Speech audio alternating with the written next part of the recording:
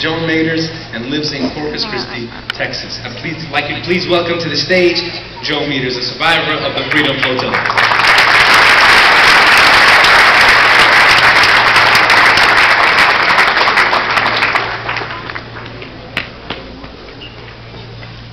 Oh my God, these people's heads are so big.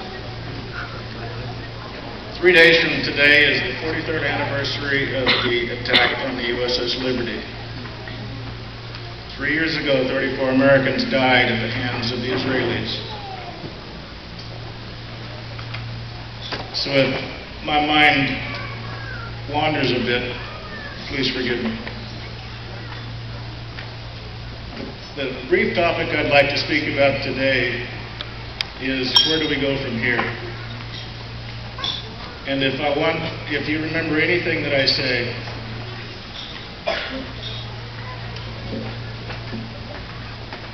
just remember, not one step back.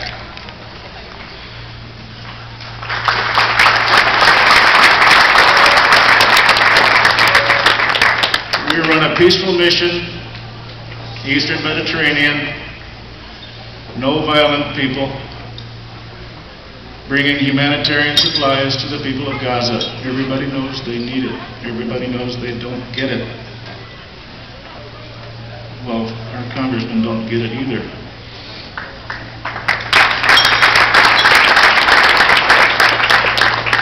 We were hijacked by the Israeli pirates. I think you'll agree that I bring a different perspective to the situation, having survived the attack on the USS Liberty. On that ship, they used rockets, cannon, machine guns, napalm.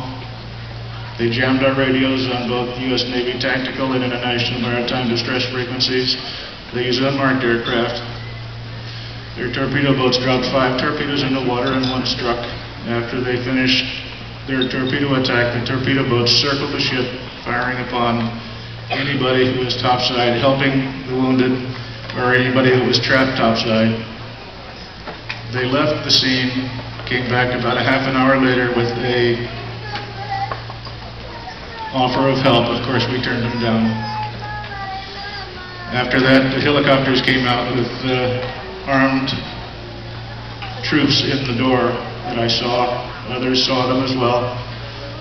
Another helicopter came out with the U.S. Navy military attaché on board. He dropped a message in a bag of oranges, and that message said, "Simply happy casualties." I guess you couldn't see the blown up bodies and all the blood on the forecastle.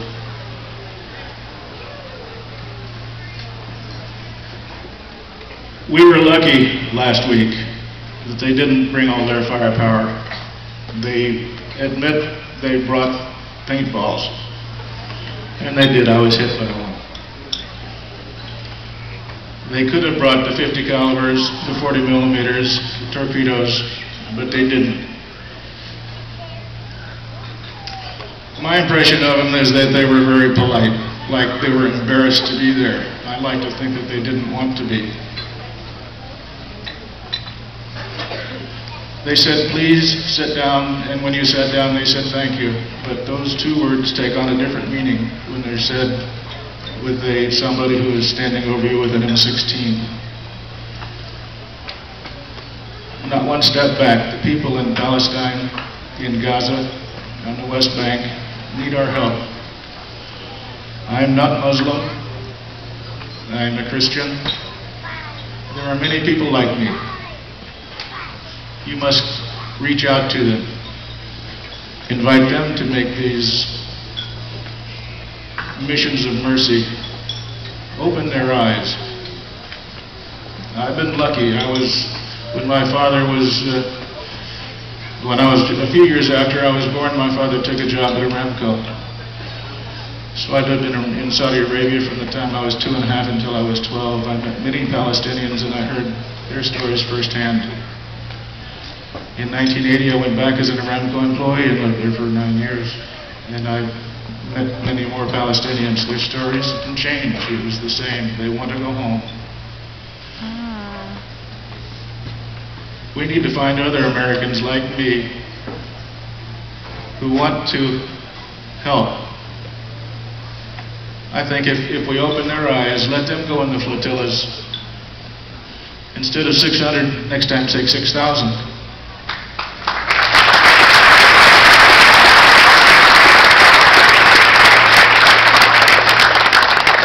I was proud to be asked to participate in the Freedom Flotilla, even with my background, my history, my knowing of what the Israelis are capable of and willing to do with impunity.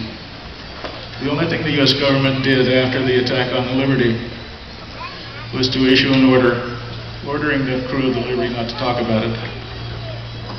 That's all they did. And the U.S. government's not going to conduct an investigation of the attack last week. I like to think it's because they don't want to hear what I have to say. Because no one single member of the crew of the USS Liberty has ever been asked to testify before any congressional committee. No member of Congress has ever attended a USS Liberty reunion.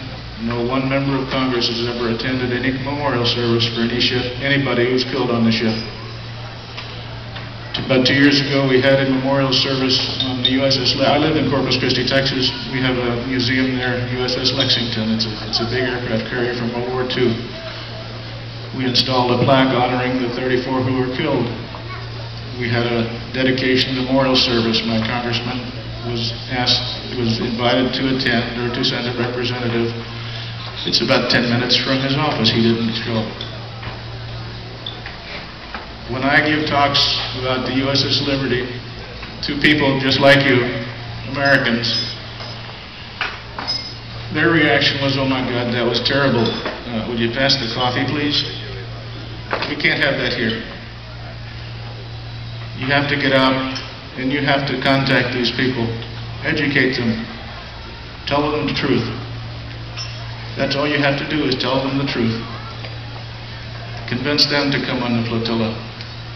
Convince them to see firsthand what's going on, what our taxpayer dollars are using. Like I said when I started, not one step back, not one step.